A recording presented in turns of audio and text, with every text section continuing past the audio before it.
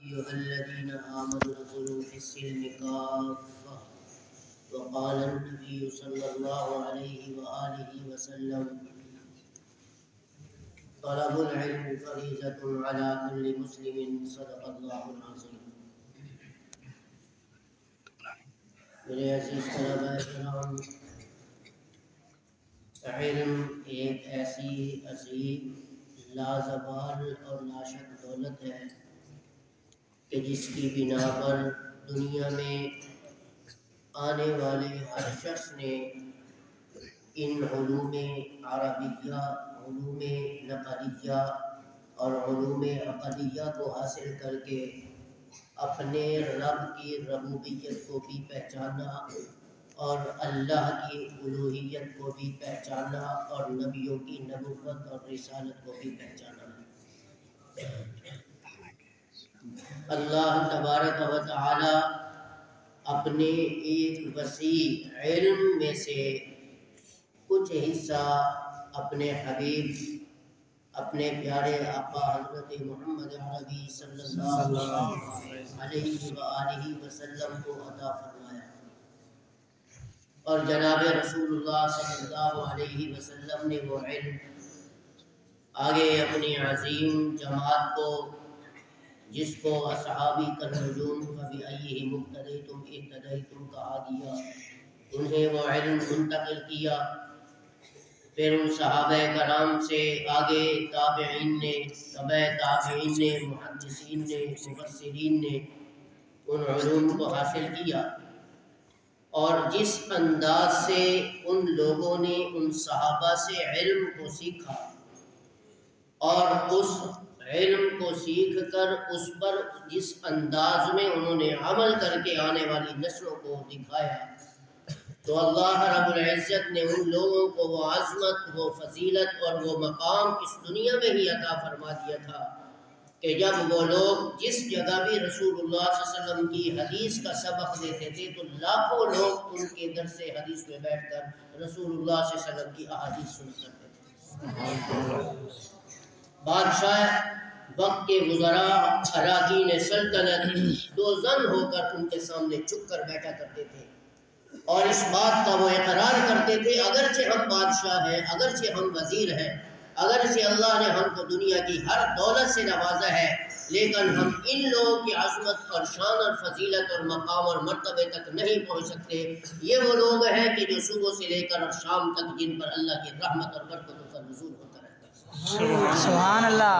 آپ تاریخ اٹھا کر دیکھیں، سیرت کی کتابوں کا مطالعہ کرتے دیکھیں، صحابہ کے واقعات پڑھ کر دیکھیں، آپ لوگوں کو ایسے ایسے لوگوں کی مثال ملے گی کہ جب وہ اپنے گھروں سے علم لوگوں تک منتقل کرنے کے لیے نکلتے تھے تو جب انہیں کوئی عیسائی یا کوئی یہودی یا کوئی کفر سے تعلق رکھنے والا کوئی بھی مذہب کا آدمی اگر ان کے چہرے کو دیکھ لیتا تھا تو ان کے ایمانی رعب اور ان کے علمی دبدبے کی وجہ سے ان کی زبانیں خود بخود بند ہو جایا کرتی تھیں۔ ان واقعات میں سے ایک واقعہ جو اکابر علماء مؤرخین ہمیں سنایا کرتے ہیں، بتایا کرتے ہیں اور بتاتے ہیں کہ ان واقعوں میں سے ایک واقعہ حضرت بایزید بستامی رحمہ اللہ تعالی عنہ کا ہے۔ وہ فرماتے ہیں کہ میں ایک مرتبہ اپنے گھر سے نکلا اور سفر میں جا رہا تھا تو میں نے ایک بہت بڑا مجمع دیکھا جو ہزاروں کا نہیں لاکھوں کا مجمع تھا۔ بات آپ کو سمجھ میں آ رہی ہے؟ لاکھوں کا مجمع تھا۔ تو جب میں نے اس مجمع کو دیکھا تو میں بھی حیران ہو گیا کہ اتنا بڑا مجمع آج تک میں نے دیکھا نہیں ہے، یہ کون ہے اور کون خطاب کر رہا ہے، وہاں کون بیٹھے؟ تو جب میں آہستہ آہستہ چلتے چلتے اس مجمع کے قریب پہنچا تو مجھے پتہ چلا کہ ایک یہودی عالم اپنے متبعین سے خطاب کر رہا ہے اور لاکھوں کا مجمع ہے، بعض تو فرماتے ہیں کہ 10 لاکھ آدمیوں کا مجمع، اتنی بڑی تعداد تھی۔ تو میں نے کہا کہ میں بھی اس مجمع میں بیٹھتا ہوں اور دیکھتا ہوں کہ ان کا یہودی عالم اپنے عوام سے، اپنے متبعین سے کس قسم کی گفتگو کرتا ہے، میں بھی سیکھ لوں۔ تو بہت بڑے عالم تھے حضرت بایزید بستامی رحمۃ اللہ علیہ، اللہ تعالیٰ نے کمال درجے کا علم عطا فرما رکھا۔ تو جیسے ہی یہ اس مجمع میں بیٹھے تو اس یہودی عالم کی جو اسٹیج پر بیٹھ کر بیان کر رہا تھا اس کی زبان بند ہو گئی۔ تو لوگوں نے کہا کہ حضرت آپ کو کیا ہو گیا؟ اچانک ابھی تو بڑی زبردست تقریر کر رہے تھے، بیان کر رہے تھے، اچانک زبان بند ہو گئی، کیا ہوا؟ اس نے کہا کچھ بھی نہیں، تو میں بتاؤں تو صحیح ہمیں کیا ہو گیا، کوئی تکلیف ہوئی ہے، کوئی پریشانی پہنچی ہے کہ اچانک بیان کرتے کرتے زبان بند ہو گئی؟ انہوں نے کہا دراصل بات یہ ہے کہ دخل فینا محمدی، اس مجمع میں ابھی میں نے ایک چاند جیسا خوبصورت حسین و جمیل نورانی چہرے والا شخص دیکھا ہے۔ جب وہ میرے مجمع میں داخل ہوا اور بیٹھا تو میری زبان اللہ نے اس کے ایمانی علم کے رعب اور دبدبے کی وجہ سے زبان ہی بند کر۔ سبحان اللہ۔ تو لوگ کھڑے ہو گئے ڈنڈے اٹھا کر، کون ایسا شخص ہے جو ہمارے مجمع میں داخل ہوا اور اس کے آنے کی وجہ سے ہمارے عالم کی زبان بند ہو گئی ہے؟ سارے جناب کھڑے ہو گئے اور اعلان کر رہے ہیں۔ تو حضرت بایزید بستامی رحمۃ اللہ علیہ فرماتے ہیں میں نے کیا ڈرنا تھا، میرے دل میں تو اللہ کی محبت تھی اور اسی کا ڈر تھا جس نے مجھے علم دی اور جس نے مجھے پیدا کیا۔ تو میں کھڑا ہو گیا، میں نے کہا میں داخل ہوا۔ تو لوگ اس کو پکڑنے کے لیے جب مارنے قریب پہنچے تو اس یہودی عالم نے روک دیا، فرمایا بھی رک جاؤ، اس کو مارنا نہیں ہے، اس کو میرے پاس لے آؤ۔ تو حضرت بایزید بستامی رحمہ اللہ تعالیٰ عنہ اسٹیج پر پہنچے تو جس ممبر پر وہ بیٹھا تھا یہودی عالم نیچے اترا اور ان کو بٹھایا اور کہا کہ ہم آپ کو کچھ نہیں کہیں گے، چند سوال آپ سے ہم نے کرنے ہیں، اگر آپ نے ان سوالوں کا جواب ہمیں دے دیا فقط میں ہی نہیں یہ 10 لاکھ آدمیوں کا مجمع محمد رسول اللہ صلی اللہ علیہ وسلم کا کلمہ پڑھ کے مسلمان ہو۔ سبحان اللہ۔ ہماری طرح وہ تھوڑے علم سیکھا کرتے تھے، بے وضو ہو کر سبق پڑھنا، ناپاکی کی حالت میں سبق پڑھنے، تو ہمارے جیسا علم تھوڑا سیکھتے تھے۔ انہوں نے کلمہ پڑھا اور کلمے کے مطابق انہوں نے زندگی بھی گزاری تھی۔ توجہ کس طرح سے یہ واقعہ سننا۔ تو اس یہودی عالم نے کہا کہ ہم آپ سے کچھ سوال پوچھیں گے، جواب دے دیں، انشاءاللہ میں بھی ان کے ساتھ آپ کے سامنے کھڑا ہو کر کلمہ پڑھوں گا، مسلمان ہو جاؤں گا۔ تو حضرت بایزید بستامی رحمۃ اللہ علیہ فرماتے ہیں کہ تم سوال کرو اور میں سوال کروں، اور میں ہمارے جیسا ہوتا تو ہم کیا جواب دے سکتے تھے، جیسے ہم پڑھ رہے ہیں وہ ہم دیکھ بھی رہے ہیں کہ کس طرح ہم پڑھتے ہیں اور کتنا ایک علم ہمارے سینوں میں محفوظ ہے۔ تو اس یہودی عالم نے، یہ میں آپ کو ایک سبق پڑھا رہا ہوں، یہ میں بیان نہیں کر رہا، اور یہ آپ نے ایک سوال سننا بھی ہے، جواب بھی سننا ہے اور یاد بھی کرنا ہے۔ توجہ کہ میری طرف دیکھنا، بہت اہم سوال۔ اس نے پہلا سوال کیا کہ اسألک عن احد لا ثانی لہ، وہ ایک بتاؤ جس کا دوسرا اس دنیا میں کوئی نہیں۔ سوال سمجھ میں آ رہا ہے؟ تو حضرت بایزید بستامی رحمۃ اللہ علیہ نے جواب دیا وہ اللہ ہے جس کا دوسرا کوئی نہیں۔ وہ اکیلا ہے، وہ مختار کل ہے، وہ حاجت روا ہے، وہ تن تنہا ہے، اپنی ذات میں بھی اپنی صفات میں بھی، کوئی اس کا دوسرا۔ تو اس نے کہا اچھا عن اثنین لا ثالث لہ، وہ دوسرا بتاؤ جس کا تیسرا اس دنیا میں کوئی نہیں۔ میں نے فرمایا اللیل والنہار، اللہ نے رات اور دن یہ 2 چیزیں بنائی ہیں، اس کے ساتھ تیسری کوئی چیز نہیں بنائی۔ سبحان اللہ۔ فی البدی وہ جواب دے رہے ہیں، اب کوئی کتاب ہی انہوں نے نہیں کھول رکھی۔ وہ حیران کہ ہم جو سوال کر رہے ہیں اس کا فوری جواب دے رہے ہیں۔ پھر اس یہودی عالم نے کہا کہ وہ 3 بتاؤ جس کا اس دنیا میں چوتھا کوئی نہیں۔ تو میں نے فرمایا اللوح والقلم والکرسی وسع کرسیہ السماوات والارض، اللہ نے لوح قلم کرسی یہ 3 چیزیں بنائی ہیں، اس کے ساتھ کوئی چوتھی چیز نہیں بنائی۔ پھر اس نے کہا اچھا وہ 4 بتاؤ کہ جس کا 5واں کوئی نہیں۔ میں نے فرمایا التوراۃ والزبور والانجیل والقرآن لا خامس لہ، کہ اللہ نے آسمان سے 4 آسمانی کتابیں اتاری ہیں، 5ویں کوئی کتاب نازل نہیں۔ سبحان اللہ۔ پھر اس نے کہا وہ 5 بتاؤ جس کا چھٹا اس دنیا میں کوئی نہیں۔ تو میں نے فرمایا کہ اللہ نے اپنے نیک بندوں پر دن میں 5 نمازیں فرض کی ہیں، 6 نمازوں کو فرض نہیں۔ پھر اس نے کہا کہ اچھا 6 بتاؤ جس کا 7واں کوئی نہیں۔ تو میں نے جواب دیا الذی خلق السماوات والارض فی 6 ایام ثم استوى علی العرش، کہ اللہ رب العزت نے 6 دن میں آسمان اور زمین کو بنایا، 7 دن میں نہیں بنایا۔ سبحان اللہ۔ سوال سن کر آپ حیران تو ہو رہے ہوں گے اور جواب بھی سن کر، لیکن بڑا زبردست واقعہ ہے، توجہ کے ساتھ۔ پھر اس یہودی عالم نے کہا اچھا وہ 7 بتاؤ جس کا 8واں کوئی نہیں۔ تو میں نے فرمایا کہ اللہ رب العزت نے 7 آسمان بنائے ہیں، 8 آسمان نہیں بنائے۔ خاموش ہو گیا، وہ حیران ہو، اتنا لاکھوں کا مجمع وہ حیران کہ اتنا بڑا علم اس کے پاس آ گیا ہے کہ نہ کوئی اس نے مطالعہ کیا ہے نہ کوئی کچھ کیا ہے، یہ سوال کر رہا ہے اور یہ جواب دے رہے ہیں، اور یہ اکیلا اور یہ لاکھوں لوگ، کوئی ڈر نہیں ہے، کوئی خوف نہیں ہے، پھر بدی جواب دے رہے ہیں۔ پھر اس یہودی عالم نے کہا اچھا وہ 8 بتاؤ جس کا اس دنیا میں 9واں کوئی نہیں۔ تو میں نے فرمایا وَيَحْمِلُ عَرْشَ رَبُّكَ فَوْقَهُمْ يَوْمَئِذٍ ثَمَانِيَةٌ کہ اللہ کے عرش کو 8 فرشتوں نے اپنے ہاتھوں سے پکڑا ہوا ہے، 9 فرشتوں نے نہیں پکڑا۔ سبحان اللہ۔ فرمایا یہ 8 ہے، 9 کوئی نہیں۔ تو پھر اس یہودی عالم نے کہا اچھا وہ 9 بتاؤ جس کا 10واں کوئی نہیں۔ تو میں نے فرمایا کہ حضرت صالح علیہ السلام اللہ کے پیغمبر گزرے ہیں، تو ان کی قوم میں 9 بڑے بدماش تھے جنہوں نے زمین میں فساد مچا رکھا تھا، یہ 9 ہے، 10 نہیں۔ پھر اس کے بعد اس نے کہا اچھا وہ 10 بتاؤ جس کا 11واں کوئی نہیں۔ میں نے فرمایا کہ اللہ نے اپنے نیک بندوں پر حج کے 10 روزے فرض کیے ہیں کہ اگر حج کے دوران کسی رکن میں انسان کوئی کمی کرتا ہے، کوتاہی کرتا ہے، کوئی رکن رہ جاتا ہے، تو آدمی وہاں 7 روزے وہاں رکھے اور 3 واپسی پر۔ فرمایا یہ 10 روزے بنتے ہیں، 11 روزے نہیں بنتے، دل کا عشرۃ کاملہ، یہ 10 ہے، 11۔ پھر اس نے کہا اچھا وہ 11 بتاؤ کہ جس کا بولو 12واں کوئی نہیں، 12واں کوئی نہیں۔ تو میں نے فرمایا کہ حضرت یوسف علیہ السلام کے 11 بھائی تھے، 12 نہیں تھے، یہ 11 بھائی تھے۔ پھر اس نے کہا اچھا وہ 12 بتاؤ کہ جس کا 13واں کوئی نہیں۔ فرمایا اللہ نے سال کے 12 مہینے بنائے ہیں، 13 مہینے نہیں بنائے۔ دلچسپ سوال سن کر مزہ آ رہا ہے کہ نہیں؟ بالکل، صرف مزہ نہیں لے رہے، اس پہ عمل بھی کر رہے ہیں کہ میں کس چیز کی فضیلت کو آپ کے سامنے بیان کر رہا ہوں، توجہ، یہ علم کا کمال ہے۔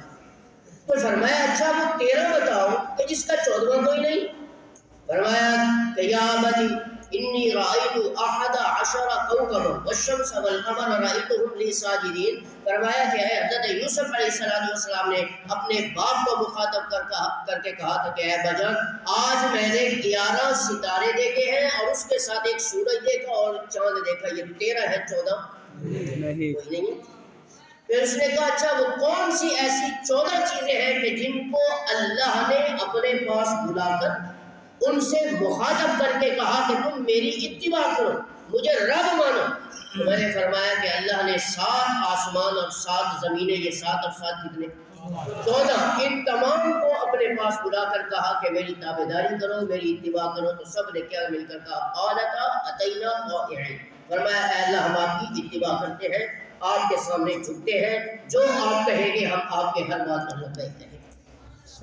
پھر اس نے سوال کیا اچھا وہ کون سی ایسی چیز ہے کہ جس کو اللہ نے پیدا کیا اور پیدا کرنے کے بعد خود اس سے سوال بھی کر رہے ہیں۔ فرمایا کہ اللہ نے حضرت موسیٰ علیہ السلام کے عصا کو، ڈنڈے کو پیدا کیا اور پھر خود اس سے سوال کر رہے ہیں وما تلک بیمینک یا موسیٰ، اے موسیٰ بتا تیرے ہاتھ میں کیا؟ سبحان اللہ۔ پھر اس کے بعد اس نے کہا اچھا سب سے بہترین دن کون سا ہے؟ میں نے فرمایا جمعۃ المبارک کا دن۔ فرمایا سب سے بہتر رات کون سی ہے؟ فرمایا لیلۃ القدر کی رات۔ فرمایا سب سے بہتر سواری کون سی ہے؟ میں نے فرمایا گھوڑا۔ پھر فرمایا کہ سب سے بہتر جو ہے وہ مہینہ کون سا ہے؟ میں نے کہا رمضان المبارک کا مہینہ۔ پھر اس نے کہا سب سے بہتر کتاب کون سی ہے؟ میں نے کہا وہ کتاب جو اللہ نے مکہ کی دھرتی پر محمد رسول اللہ صلی اللہ علیہ وسلم کو عطا فرمائی۔ سبحان اللہ۔ پھر اس نے کہا وہ کون سی ایسی بے جان چیز ہے، بے جان کہ ہے تو بے جان لیکن سانس لیتی ہے؟ عجیب سوال ہے تو بے جان لیکن سانس لے رہی ہے، بے جان چیز کیسے سانس؟ فرمایا والصبح اذا تنفس، قسم ہے صبح کی جب وہ سانس لیتی ہے۔ ہمیں نہیں پتا صبح ہوتی ہے تو یہ سانس لے رہی ہوتی ہے، لیکن یہ میرے اللہ کو پتہ ہے کہ جب صبح ہوتی ہے تو یہ سانس لے رہی ہے۔ سبحان اللہ۔ پھر اس نے کہا کہ کون سی ایسی چیز ہے جس کو اللہ نے پیدا کر کے اس کی عظمت کا بھی خود اقرار کیا؟ میں نے فرمایا کہ ان کیدکن عظیم، کہ اللہ رب العزت نے عورتوں کے مکر کا یہاں اقرار کیا کہ یہ وہ مخلوق ہے جس کے بارے میں رسول اللہ صلی اللہ علیہ وسلم ارشاد فرما رہے ہیں کہ میں نے اس دنیا میں، اس کائنات میں، اس روئے زمین میں عورتوں جیسا کوئی نہیں دیکھا۔ یہ وہ مخلوق ہے، یہ وہ قوم ہے کہ جو اس دنیا میں آ کر بڑوں کو جو ہے وہ بچھاڑ کے رکھ دیتی ہے اور ان کے سامنے بھی بڑی چلاکیاں کر کے دکھاتی ہے۔ یہ مکر ہے عورتوں کا، اللہ تعالیٰ نے ان عورتوں کو پیدا کیا اور اس کی عظمت کا بھی اقرار کر رہے ہیں۔ پھر اس نے کہا اچھا وہ کون سی ایسی چیز ہے کہ جس کو اللہ نے پیدا کیا پھر پیدا کرتے ہوئے قیامت کی صبح تک خرید لی؟ فرمایا ان اللہ اشتری من المؤمنین انفسهم واموالهم بان لهم الجنہ، کہ اللہ نے اس دنیا میں اپنے بندوں کو بیچ کر قیامت تک اپنی عبادت کے لیے خریدا۔ سبحان اللہ۔ اس نے کہا حضرت باعزید بستامی رحمۃ اللہ فرما رہے ہیں کہ تم نے سوالوں کی پچاڑ کر دی ہے، میں نے آگے بھی جانا ہے، میں نے تیرے سوالوں کا تھوڑا جواب دینا ہے، میں نے آگے بھی جانا ہے، کوئی اور سوال ہے تو جلدی کرو۔ تو اس نے کہا کہ ابھی جانے کی ضرورت نہیں، میرے کوئی اور بھی سوال ہے کرو، ابھی دیکھو کہ ڈرے نہیں ہیں، ہر سوال کا جواب دے رہے ہیں۔ یہ علم کا کمال ہے، یہ دولت کا کمال نہیں، یہ حسن و جمال کا کمال نہیں ہے۔ تو حضرت باعزید بستامی رحمۃ اللہ علیہ فرمایا کہ اور سوال؟ اس نے کہا وہ کون سی ایسی قبر ہے جو مردے کو لے کر چلی اور اس نے بیت اللہ کے ساتھ چکر لگایا؟ بڑا عجیب و غریب سوال ہے۔ تو فرمایا کہ حضرت نوح علیہ السلام کی ایک کشتی ہے کہ جو پانی پر چلتی چلتی چلتی بیت اللہ پہ پہنچی، اس نے بیت اللہ کے ساتھ چکر لگایا۔ سبحان اللہ۔ اس نے کہا وہ کون سی ایسی قبر ہے، دوسرا اس قسم کا سوال کیا کہ وہ کون سی ایسی قبر ہے جس نے مردے کو 40 دن تک اپنے پیٹ میں رکھا؟ میں نے فرمایا وہ حضرت یونس علیہ السلام کی مچھلی ہے جس نے حضرت یونس کو اپنے پیٹ میں رکھا اور دریا میں لے کر چلتی رہی۔ اللہ کی قدرت کا کمال دیکھو کہ وہ مچھلی کھا بھی رہی ہے اور حضرت یونس اس مچھلی کے پیٹ میں بیٹھے ہیں، نہ ان کو کوئی نقصان پہنچ رہا ہے، نہ انہیں کوئی تکلیف ہو رہی ہے، نہ ان کو وہاں کو پریشانی ہو رہی ہے۔ اللہ نے اس مچھلی کو حضرت یونس علیہ السلام کے سامنے ایسا شیشے کی طرح کر دیا کہ مچھلی جہاں جا رہی ہے یہ اندر بیٹھ کر پورے دریا کا نظارہ کر رہے ہیں۔ سبحان اللہ۔ پھر اس کے بعد اس نے کہا اچھا یہ بتاؤ کہ وہ کون سی ایسی قوم ہے کہ جس نے اس دنیا میں جھوٹ بولا لیکن جائے گی جنت میں؟ بڑا عجیب سوال ہے، جھوٹ بولنے والا بھی جنت میں جائے۔ تو انہوں نے فرمایا وقالت اليهود ليست النصارى على شيء وقالت النصارى ليست اليهود على شيء۔ اب یہ دلیل پڑھی، لیکن یہ سوال میں آپ کے سامنے بعد میں کروں گا۔ پہلے اس نے یہ سوال کیا تھا کہ اچھا مجھے یہ بتلاؤ کہ وہ کون سی ایسی قوم ہے کہ جس نے اتنا بڑا جھوٹ بولا لیکن اس کے باوجود جب ان کے باپ نے توبہ استغفار کی تو اللہ تعالیٰ نے ان کی دعا کو قبول کر لیا۔ کون سی ایسی قوم؟ فرمایا کہ وجاءوا علی قمیصہ بدم کذب قال بل سولت لكم انفسکم امرا فصبر جمیل واللہ المستعان علی ما تصفون۔ فرمایا کہ یہ حضرت یوسف علیہ السلام کے بھائی تھے کہ جب انہوں نے بکری کو ذبح کیا اور اپنے کپڑوں پر خون لگا کر آئے اور اپنے باپ کو کہہ رہے ہیں کہ ابا جان دیکھو بھیڑیا آیا اور یوسف علیہ السلام کو کھا کر چلا گیا، یہ دیکھو ان کے کپڑوں پر، یہ جھوٹ بول رہے ہیں۔ لیکن حضرت یعقوب جو ان کے باپ تھے ان کی توبہ اور استغفار کرنے کے بعد اللہ نے فرمایا کہ میں نے ان کی توبہ کو قبول کیا۔ یہ وہ قوم ہے جو جھوٹ تو بول رہی ہے لیکن اس کے باوجود کہاں جائے گی؟ جنت میں جائے گی۔ پھر انہوں نے کہا وہ کون سی قوم ہے کہ جو ہے تو سچے لیکن سچ بولنے کے باوجود وہ کہاں جائے گی؟ جہنم میں۔ ایک قوم جھوٹ بول رہی ہے لیکن جنت میں جا رہی ہے اور ایک قوم سچ بول رہی ہے، وہ کہاں جا رہی ہے؟ جہنم میں جا رہی ہے۔ فرمایا وقالت اليهود ليست النصارى على شيء وقالت النصارى ليست اليهود على شيء۔ فرمایا کہ یہودی اور نصرانی یہ اپنی اپنی بات پر سچے ہیں۔ یہودی کہتے ہیں ہم حق پر ہیں اور تم باطل کے راستے پر ہو، اور نصرانی یہودیوں کو کہتے ہیں کہ ہم حق پر ہیں تم باطل پرست پر، لیکن یہ دونوں ہیں اپنی اپنی بات پر سچے، لیکن جائیں گے کہاں؟ جہنم میں۔ تو اس کے بعد حضرت باعزید بستامی رحمۃ اللہ فرماتے ہیں میرے پاس وقت نہیں ہے، میں نے آگے جانا ہے، تو نے تو سوالوں کی پچاڑ کر دی ہے، میرا بھی ایک سوال ہے، اگر تو اس کا جواب دے دے تو میں بھی مان جاؤں گا کہ تیرے پاس علم ہے۔ اب سارے اس کے متبعین دیکھ رہے ہیں کہ اس نے اتنے سوال کیے اور انہوں نے جواب دیے اور یہ کیسا سوال کرے گا اور یہ کیسا جواب دے گا۔ تو حضرت باعزید بستامی رحمۃ اللہ فرمایا کہ تو بتا کہ ما مفتاح الجنت، جنت کی چابی قیامت کے دن کس کے ہاتھ میں؟ جنت کی چابی کس کے ہاتھ میں؟ خاموش ہو گیا، جواب ہی نہیں دے رہا۔ تو اس کے متبعین جناب ڈنڈے لے کر کھڑے ہو گئے، تمہیں شرم نہیں آتی؟ تو کیسا عالم بنا ہوا ہے ہمارا کہ تو نے اتنے سوال کر دیے، اس نے جواب دے دیے اور یہ ایک سوال کر رہا ہے تو اس کا جواب نہیں دے رہا۔ ہمیں مجھے آتا ہے لیکن یہ مانے گے نہیں۔ فرمایا کیوں نہیں مانے گے؟ تو جواب تو دے۔ نہیں آ رہا، دوبارہ کیا نہیں آ رہا، تو حضرت بایزید بستامی رحمۃ اللہ فرمایا اس کو تو جواب نہیں آتا، میں بتاتا ہوں جنت کی چابی قیامت کے دن محمد رسول اللہ صلی اللہ علیہ وسلم۔ سبحان اللہ۔ تو پھر کیا ہوا؟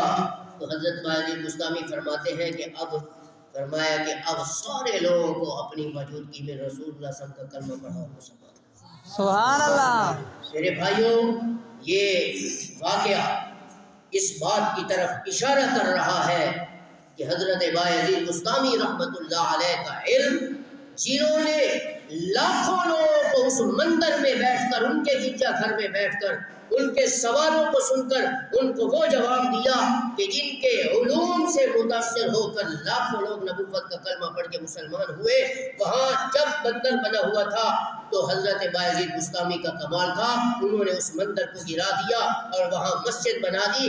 آج تک اور قیامت تک جو لوگ وہاں نماز پڑھتے رہیں گے، سارا ثواب بایزید بستامی کی قبر کو پہنچے۔ سبحان اللہ۔ تو میرے بھائیوں، ہماری زندگی میں ایسی زندگی ہماری زندگی میں آنی چاہیے جو زندگی صحابہ کرام نے گزاری۔ رسول اللہ صلی اللہ علیہ وسلم جیسی زندگی، ہمارا کھانا کسی اور جیسا نہ ہو، ایسا ہو کہ جیسے رسول اللہ صلی اللہ علیہ وسلم کھایا کرتے تھے۔ ہمارا پینا ایسا ہو جیسے رسول اللہ صلی اللہ علیہ وسلم پیا کرتے تھے۔ ہمارا اٹھنا بیٹھنا، چال چلن، گفتگو، کردار رسول اللہ صلی اللہ علیہ وسلم جیسا ہونا چاہیے۔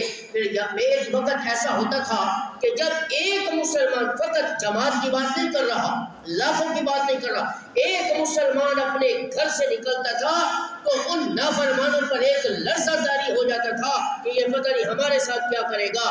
آج اس کے برعکس دیکھو، جہاں مسلمانوں کی جماعتیں نکل رہی ہیں اور کوئی اللہ کا نافرمان ہم سے ڈرتا نہیں ہے، اس لیے کہ وہ ایمان آج ہمارے سینوں میں محفوظ نہیں جو ایمان صحابہ کرام کے پاس ہے۔ وہ ایمان اب کہاں سے لائے؟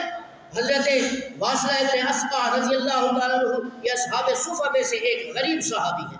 یہ ملک شام میں گئے اور 8000 کا لشکر لے کر گئے اور ان کے مقابلے میں 1.5 لاکھ افراد تھے۔ جب یہ منظر دیکھا تو فرماتے ہیں، واقعات لکھتے ہیں، فرماتے ہیں کہ ہماری دشمن کے مقابلے میں تعداد ایسی تھی جیسے کہ کل نقطۃ البیضاء فی جلد ثور اسود، جیسا کہ ایک کالی گائے ہو اور اس کے اوپر سفید رنگ کے چھوٹے چھوٹے جو نقطے آپ دیکھتے ہوں گے، ایسے گائے اور ایسے جانور آپ دیکھتے ہیں، ان پر چھوٹے چھوٹے سفید نقطے بنے ہوتے ہیں۔ فرمایا کہ ہماری تعداد دشمن کے مقابلے میں اتنی تھی، لیکن ہم نے وہاں اس زمین پر بیٹھ کر اپنے رب کو پکارا اور ہماری پکار نے اللہ کے عرش کو وہ ہلا کر رکھ دیا۔ اسی 8000 لشکر میں سے عبداللہ ابن عمر جو کہ فاروق اعظم کے بیٹے ہیں، فرماتے ہیں میں بھی موجود تھا۔ میں نے جب صبح دیکھا، آسمان کی طرف آنکھ اٹھائی اور سر اٹھایا اور میں نے کیا دیکھا، کچھ لوگ زمین کی طرف اتر رہے ہیں، ان کے سروں پر سبز رنگ کی پگڑیاں ہیں، وَأَسْرَعُوا رِمَاحُهُمْ، اور ان کے نیزوں کی تنیاں چمک رہی ہیں، وَيَقُودُهُمْ فارس، ان کے آگے گھڑ سوار، وہ یوں آواز لگاتے ہوئے کہہ رہا ہے، یا امت محمد ابشروا فقد فتاکم اللہ بالنصر، اے امت محمد یا خوش ہو جاؤ، بدر کی سرزمین پر تمہاری مدد کے لیے اللہ اس کے رسول کا رب آ چکا ہے۔ سبحان اللہ۔ تو ابن عمر خود فرماتے ہیں میں نے فرشتوں کو دیکھا ہے اترتے ہوئے آسمان سے۔ جب اللہ کے نیک بندے اللہ کے بن جاتے ہیں تو پھر اللہ بھی اپنے ایمان والوں کی جو ہے وہ کیا کرتا ہے، مدد کرتا ہے، نصرت کرتا ہے۔ آپ ہر چھٹے یا 7ویں دن آپ یہاں بیان سنتے ہیں، 10 منٹ کا ہو، 20 منٹ کا ہو، لیکن ہم عمل نہیں کرتے، ہم جیسے بیٹھتے ہیں ویسے ہی یہاں سے واپس اٹھ جاتے ہیں۔ میرے بھائیوں، ان باتوں کو سمجھا کرو، ان واقعات کو اس کو سن کر اس پہ عمل کرنے کی کوشش ہم کیا کریں۔ یہ دین امت تک پہنچانا ہے، یہ کلمہ امت تک پہنچانا ہے، یہ رسول اللہ صلی اللہ علیہ وسلم کی سنت، ہم نے اس پہ خود بھی عمل کرنا ہے، آنے والی نسلوں تک بھی اس سنت کو پہنچانا ہے، لوگوں تک ہم نے یہ کلمہ ان کو سنانا بھی ہے۔ پھر جہاں صحابہ کرام نے، اب دیکھو ہم کلمہ فقط پڑھ لیتے ہیں لیکن اس پہ عمل نہیں کرتے، صحابہ کرام نے کلمہ پڑھا ہوا تھا اور اپنے دلوں میں کڑا ہوا تھا، اور ایسے کڑا ہوا تھا کہ وَقُلْ لِلْمُؤْمِنِينَ يَغُضُّوا مِنْ أَبْصَارِهِمْ، جب غیر محرم کی طرف جب ان کی آنکھ اٹھتی تو کیا، میں قرآن کی آیت پڑھ کے سنا رہا ہوں کہ وہ غیر محرم کی طرف نگاہ نہیں اٹھاتے تھے، اپنی آنکھیں نیچی کر لیتے تھے، انہیں پتہ تھا کہ ہم نے اللہ کا قرآن اپنے سینوں میں محفوظ کیا ہے، ہم اپنی آنکھوں کو غیر محرم کی طرف کیوں نگاہ اٹھائیں۔ تو میرے بھائیوں، آپ نے اپنے گھروں کو چھوڑ کر اس چار دیواری کے اندر دن اور رات وقت گزارتے ہیں، میں آپ سے گزارش کرتا رہتا ہوں، آج بھی کر رہا ہوں کہ خدا اپنی پہچان کیا کرو کہ آپ کس قسم کے لوگ ہیں، آپ کی پہچان کیا ہے۔ آپ ہر وقت ہر نماز پڑھنے کے بعد کم از کم 2 منٹ کے لیے آنکھیں بند کر کے تو سوچا کرو کہ آج صبح سے لے کر شام تک ہم نے کتنے جھوٹ بولے، ہم نے کتنے لوگوں کی غیبت کی۔ آپ کو پتہ نہیں ہے کہ رسول اللہ صلی اللہ علیہ وسلم نے کیا فرمایا ہے کہ جو مسلمان کسی مسلمان کی غیبت کرتا ہے وہ اپنی سکی ماں کے ساتھ 36 مرتبہ زنا کر رہا ہوتا ہے۔ تو ہم کتنی مرتبہ غیبت کر رہے ہوتے ہیں کہ اس کی تعداد کا پتہ ہے، ہمارے تو اتنے حافظ ہی نہیں ہے کہ جو ہمیں پتہ ہو۔ ہمارا تو اتنا بھی حافظہ نہیں ہے کہ فجر کی نماز ہو یا مغرب کی نماز ہو یا پھر جو ہے وہ عشاء کی نماز ہو، امام صاحب نے پہلی رکعت میں کون سا رکوع پڑھا ہوتا ہے، دوسری رکعت میں وتر پڑھنے کے بعد ہر شے ہمارے ذہنوں سے مفروغ ہو جاتی ہے، اس لیے کہ ہمارے دلوں میں گناہ ہے، ہمارے دل پاکیزہ نہیں ہے۔ اور حضرت علی المرتضیٰ کا حال دیکھو، حضرت فاروق اعظم کا حال دیکھو، حضرت عثمان رضی اللہ عنہ نماز پڑھا کرتے تھے، اور بعض فرماتے ہیں کہ فاروق اعظم جب نماز پڑھا کرتے تھے تو حضرت علی ان کے پیچھے نماز پڑھتے تھے۔ تو جو صورت وہ حضرت فاروق اعظم نماز میں پڑھتے، یہ حافظ نہیں تھے، حضرت علی فرماتے ہیں میں پوری صورت نماز میں یاد کر لیتا ہوں۔ سبحان اللہ۔ ایسی خشوع اور خضوع کے ساتھ وہ نماز پڑھا کرتے تھے۔ آج ہمیں پتہ ہی نہیں ہے کہ نماز کسے کہتے ہیں، بس ایسے ہی ہے، 2 منٹوں کے اندر 4 رکعتیں پوری ہوتی ہیں، نہ پڑھانے والے پہ وہ جو ہے وہ عمل ہے، نہ پڑھنے والوں پہ وہ عمل ہے۔ آج ہمارے اندر وہ عمل صالح آ جائے تو پھر خدا کی قسم جس سرزمین پر جس انسانوں کے سامنے بھی جا کر ہماری زبان سے کوئی دین کا لفظ نکلے گا، وہ لوگ ہمارے باتوں سے متاثر ہو کر دین کی طرف آئیں گے، کلمے کی طرف آئیں گے، اور مدارس کے اندر آئیں گے، مساجد کے اندر اپنے بچوں کو بھیجیں گے۔ آج ہماری وہ زندگی ہے کہ جس کو دیکھ کر دنیا دار جو ہے وہ کانوں کو ہاتھ لگاتا ہے کہ ہم اپنے بچوں کو مدرسے میں نہیں بھیجیں گے، ہم اپنے بچوں کو مساجد میں نہیں بھیجیں گے۔ میرے بھائیوں، یہ آپ کی زندگی کا، یہ آپ نے خلاصہ اب نکالنا ہے کہ ہم نے کیسی زندگی گزارنی ہے۔ اچھی زندگی گزاریں گے تو دنیا میں بھی مقام ملے گا، جیسے میں نے آپ کو اس عظیم شخص کا واقعہ سنایا ہے کہ وہ تو چلے گئے ہیں لیکن ان کے سینکڑوں سال کے بعد بھی آج جامعہ خالد بن ولید کی مسجد میں آگر ان کا تذکر ہو رہا ہے۔ یہ اس بات کی دلیل ہے کہ انہوں نے جو رسول اللہ صلی اللہ علیہ وسلم نے احکام سنا اس پہ انہوں نے عمل کیا، ان کے جانے کے بعد آج بھی اس شخص کا نام زندہ ہے۔ تو آج ہم پھر رہے ہیں، مربوں کے مالک ہیں، گاڑیاں گھر پہ کھڑی ہیں، ہر روزانہ ہے کہ جوڑا تبدیل کرتے ہیں لیکن کوئی ہمیں سلام کر کے راضی نہیں ہے۔ یہ زندگی ہے میرے بھائیوں۔ اللہ کے ہاں کوئی دولت نہیں چلے گی، اللہ کے ہاں کوئی حسن و جمال نہیں چلے گا، اللہ کے ہاں کوئی شخصیت نہیں چلے گی، اس کے ہاں کوئی قبیلہ نہیں چلے گا۔ اللہ نے یہ مرنے کے بعد دیکھنا ہے کون میرا اور میرے نبی کا غلام بن کر۔ میری دعا ہے اللہ رب العزت ہم سب کو ان باتوں کو سن کر سمجھ کر اس پر عمل کرنے کی توفیق عطا فرمائے۔ وآخر دعوانا ان الحمد للہ رب العالمین۔ آپ حضرات سے